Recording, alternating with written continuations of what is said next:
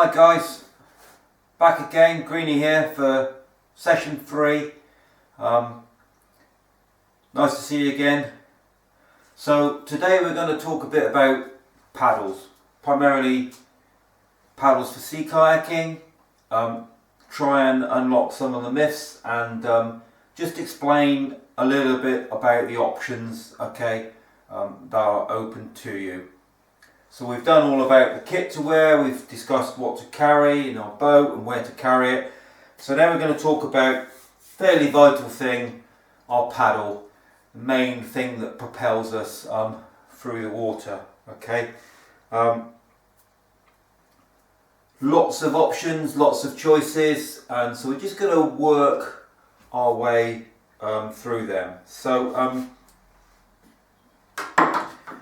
construction wise, you could have an aluminium shaft, you could have a spun glass shaft, you could have a carbon fibre shaft, and then the ends, which we call blades, could be an ABS plastic, or it could be a Kevlar carbon fibre.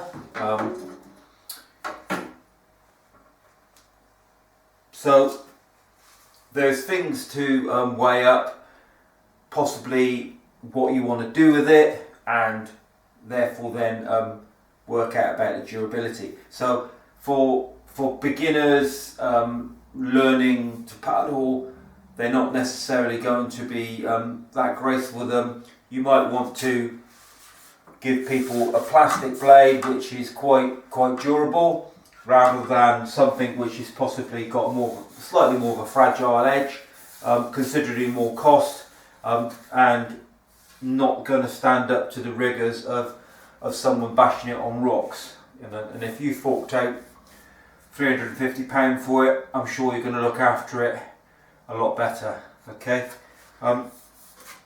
So first thing to consider is the length of your paddle. And years ago, when I was a youngster, we used to do two things. We used to stand with this is what we call the working face of the blade. It's what we get the purchased through the water on. If you stood with the working face towards you, if that paddle was a little bit difficult because this is adjustable, but if that paddle blade was facing my right, then that means that is a right-handed paddle. If I had the working face and it was paddle blade was facing the left, that's a left-handed blade. So if you were completely new to paddling and you were right-handed, what you would find is your control hand would be your right hand, and the slightly looser grip would be your left hand. So why we got one hand that's controlling and one? Because in most cases, and I've picked a very bad example there because they're not, but in most cases our paddles are feathered. So what that means is, and years ago it used to be 45, it's quite common to be maybe 30 degrees now. So the actual blades are not in line, but they are set at an angle. The fundamental reason for this is, when you purchase through the water on this side, that blade is then slicing through the air, rather than if it was flat. So I'll just adjust these. So if it was flat, you potentially on a very windy day would be trying to force that against the wind if you were paddling into the wind. Alright. Now over the years, the feather that used to be quite acute at 45, which meant that you had to rotate your wrist a lot more, has got less. But it is, I will stress, it is personal preference. Indeed, I do have friends that do paddle with no feather whatsoever. And it's personal choice at the end of the day. So if it's a right-handed paddle, generally there's a bit of an ovaling on the shaft there, and the reason that is there is because when you start doing more advanced stuff, possibly, you know, support strokes, bracing strokes, and then going on to rolling, this has got a relationship to your working face of your paddle. Normally it's at 90 degrees, okay? So it means if I'm upside down in my boat and I'm bringing my paddle to the surface to roll up, I know where my blade is. So when I find the surface and I strike to roll up, rather than me having the wrong angle and it's slicing down, I've got an idea, it's indexed, okay, where the surface is, where it is, and that hopefully means I'll roll up first time because my blade will be at the correct angle, okay. So that's why that is oval, alright. So it doesn't have to be like that. There are plenty of older paddles that are just a conventional round shaft. Again, here you see this is a straight shafted paddle. Okay, the tube that is the shaft is dead straight. The blades are set at an angle. Now this is an older paddle, and you'll find these available. Excuse me. One thing to remember with the older blades like this, at the time, technology being what it was, you needed an Allen key to lock them in, okay?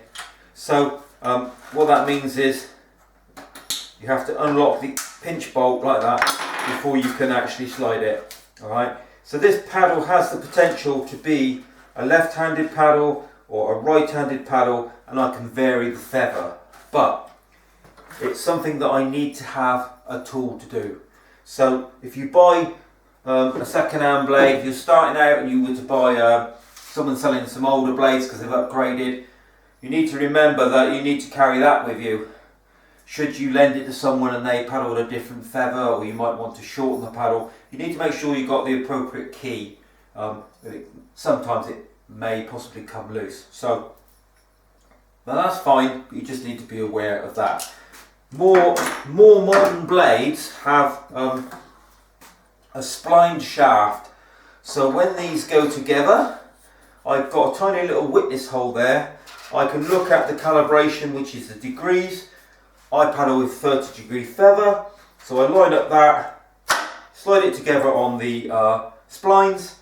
30 degrees, it means that my right hand, the control hand, as I rev my motorbike up, so to speak, to create the paddle at the right angle, it is there, ready to purchase on that side of the water. Okay, now you'll notice that it looks like someone has driven over my paddles. Okay, that actually isn't the case.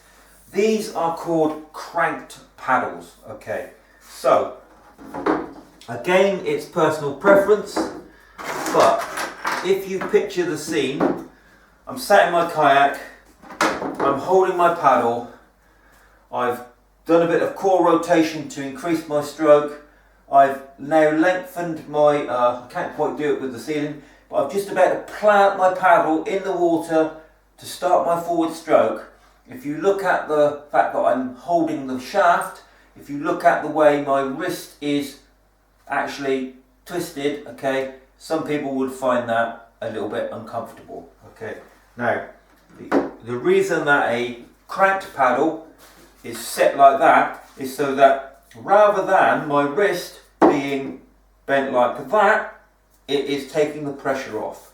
Okay, there are varying degrees, some seem to be a little bit more acute, but that is the whole reason for it. Now the fundamental thing about a cranked paddle, hopefully you can see, is that if I use a straight edge and I run it down the centre of the shaft, you'll notice that it is still in line.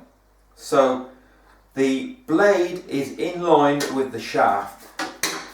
Okay, that's the most common and the unusual, but it is possible that you can have them that then are set at a different angle, okay, for different disciplines. But primarily, the whole idea of the crank is to slightly take the pressure off your wrist, alright, when you're doing that initial forward stroke. The moment you have started your core rotation and you're driving with your top arm, your wrist comes back to sort of in line, okay? So, that is a cranked shaft, okay? Now, you might be a left-handed person. if someone gave you a right-handed paddle, if you've never paddled before, it might be possible that you could paddle with it, okay? Equally, if you had, this is quite a common system these days with a cam lock. The fundamental thing about this is no tools required, and instantly I can set that as a right-handed paddle, or I can set that as a left-handed paddle. And as a general rule, within most manufacturers, you've probably got, I would say, with keeping that in there, you've probably got about 100mm that you could extend it. So depending on whether the person was shorter or taller, they might choose to have their paddle a bit longer. Sometimes some people might extend their paddle on a very large swelly day, just because they feel that the extra little bit of length gives them a bit some more support if they're bracing. Okay. Equally, if you conventionally paddle with a short paddle and then you decided to do that, you would feel it the day after. You'd be quite fatigued because there would be quite a lot of extra leverage. Okay. Cam lock paddles, really great.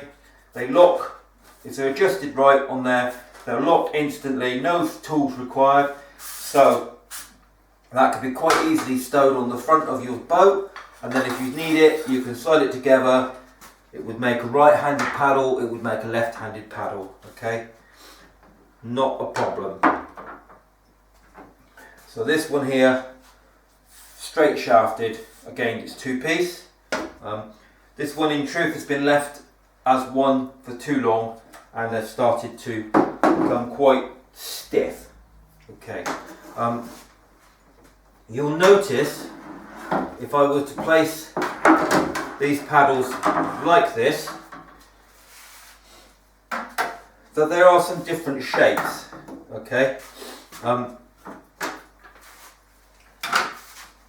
if we go really extreme, very different shapes. Okay. Unfortunately, my Lettman is being repaired at the moment. So, apart from sizing your paddle correctly, the length of your paddle based on your height, you need to consider the surface area of your paddle. And it's quite common now to purchase a paddle. You would purchase a certain manufacturer and make of paddle, but you may buy it in a different surface area. You could be a slight person, you could be a very strong, big guy, and therefore, okay, so if you are a nice, big, strong guy and you've got a blade that is a little bit too small for you,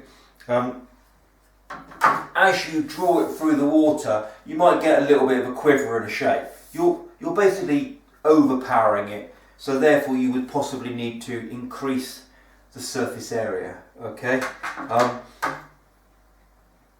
Fundamentally,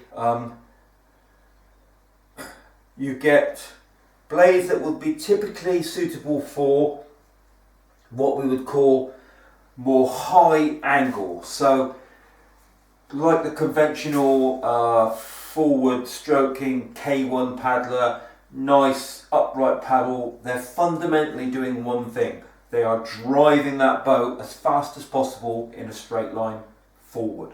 Okay. We as sea kayakers, we do go quite a long distance in a straight line, but we also do a lot of turning, sometimes quite sharp and quite so we don't always have such a high angle, and also that can be quite fatiguing. If you look at this paddle surface area here, it's longer and narrower, okay? This is more of what I would call a touring paddle, and in fairness, you probably wouldn't have such a high angle. You're going to be touring all day long, and so the actual paddle when it's in the water is probably at a shallower angle, okay? Whereas something like this, bit more of a blade for dynamic water, looks a little bit like more like a sort of white water, general purpose white water blade.